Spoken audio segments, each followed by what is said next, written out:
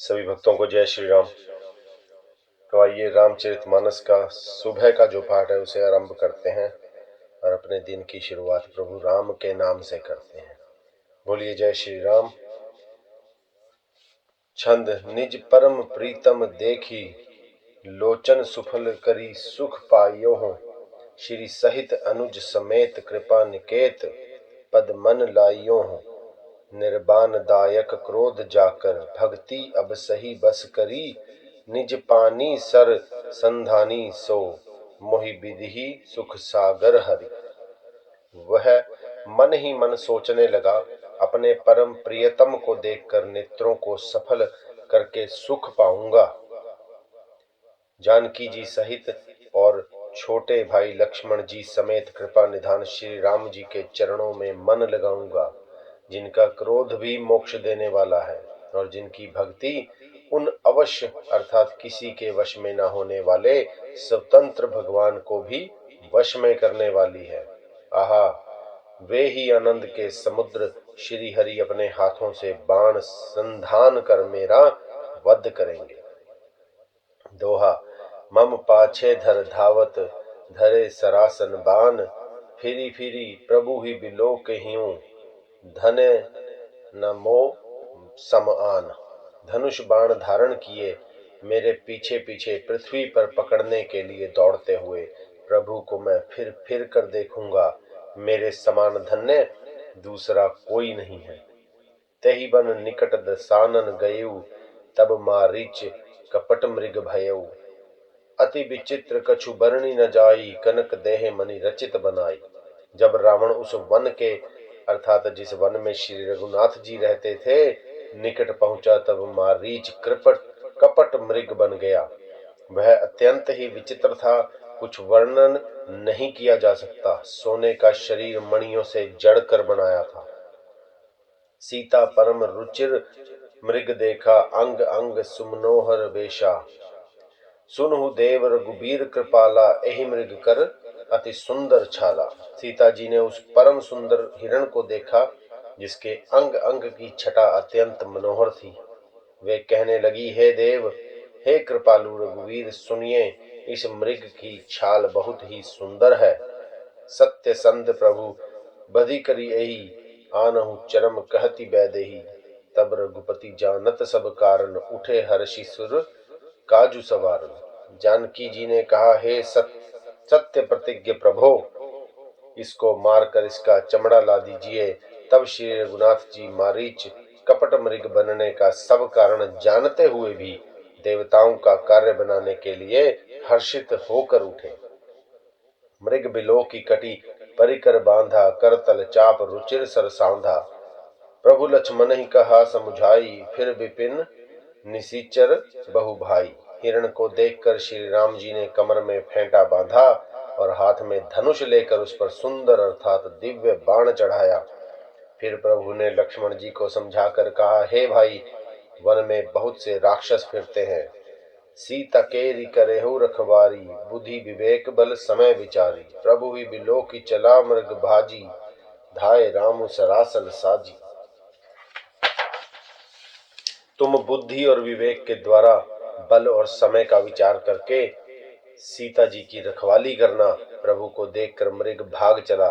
श्री रामचंद्र जी भी धनुष पर बाण चढ़ाकर उसके पीछे दौड़े। निगम नेति शिव ध्यान न पावा, माया मृग पाछे सो धावा। कबहु निकट पुनि दूरी पर आई, कबहु प्रगटई कबहु छुपाई।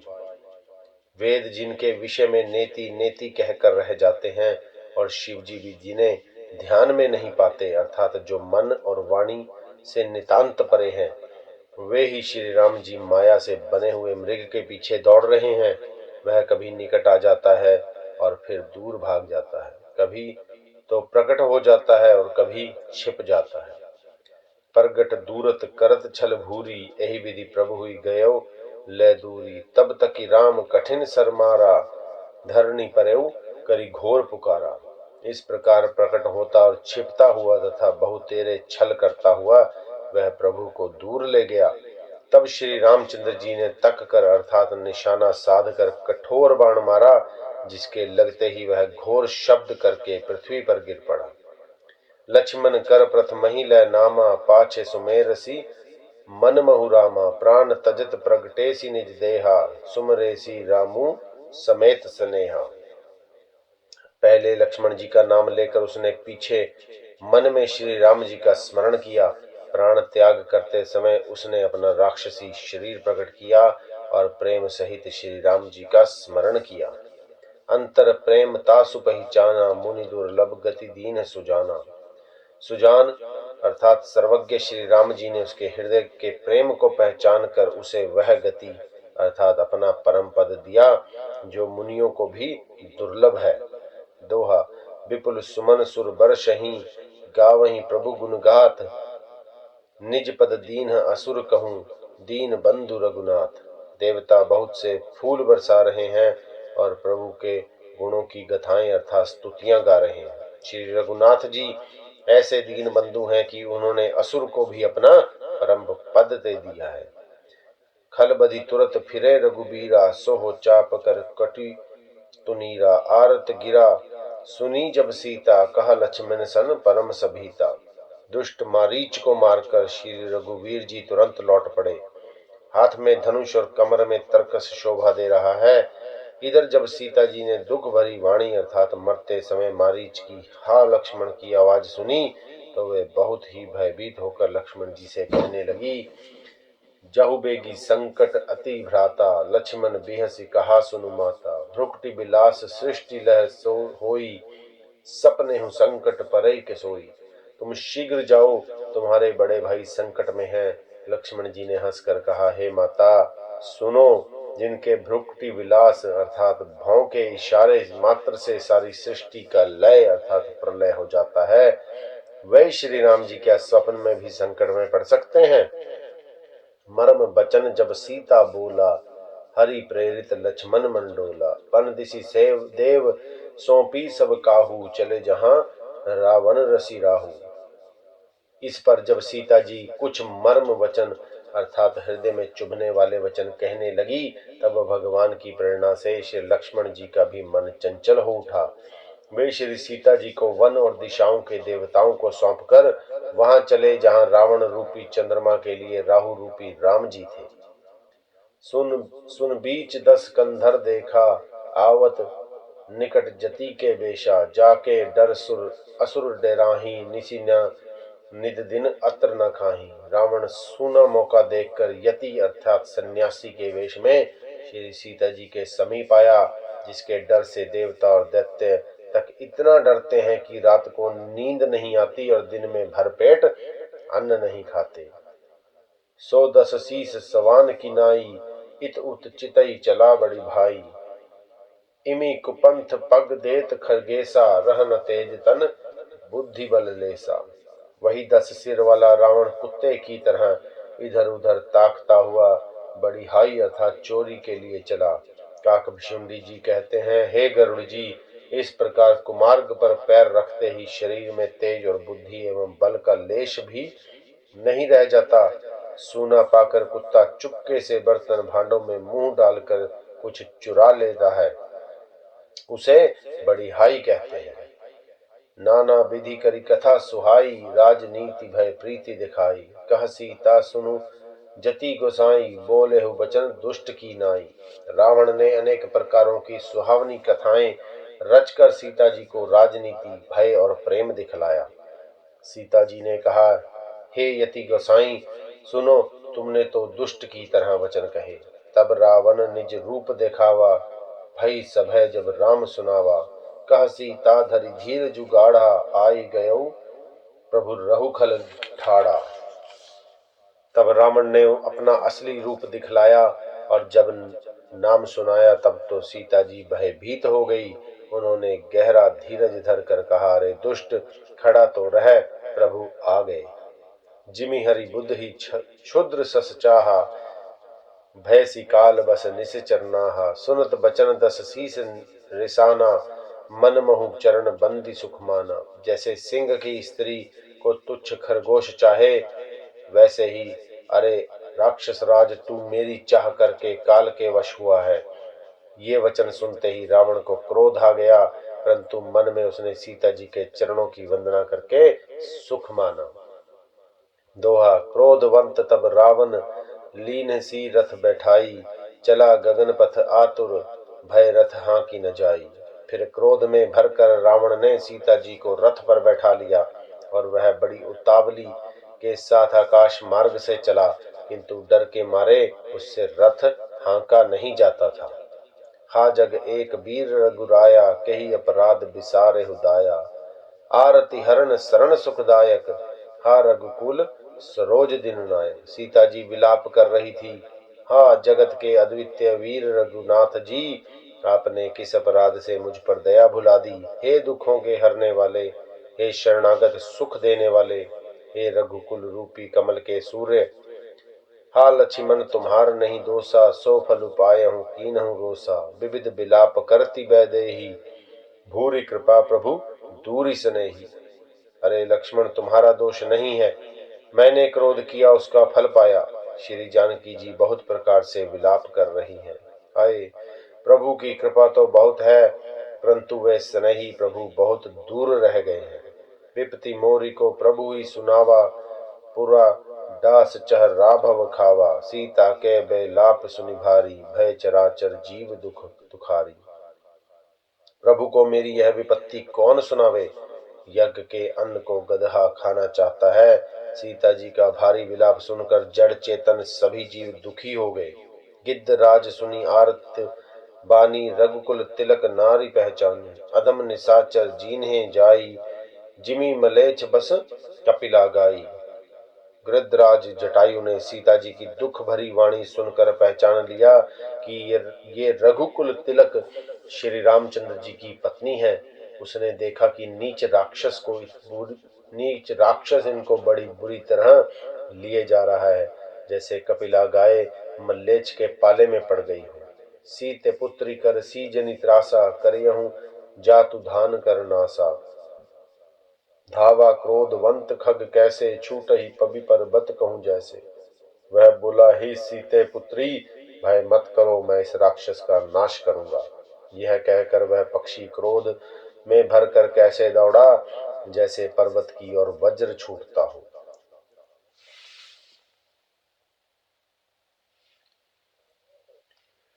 रे रे दुष्ट ठाड़ किन होही, निर्भय चलेसी न जानहि मोही। आवत देखी कृतांत समाना, फिर दस कंधर कर अनुमाना।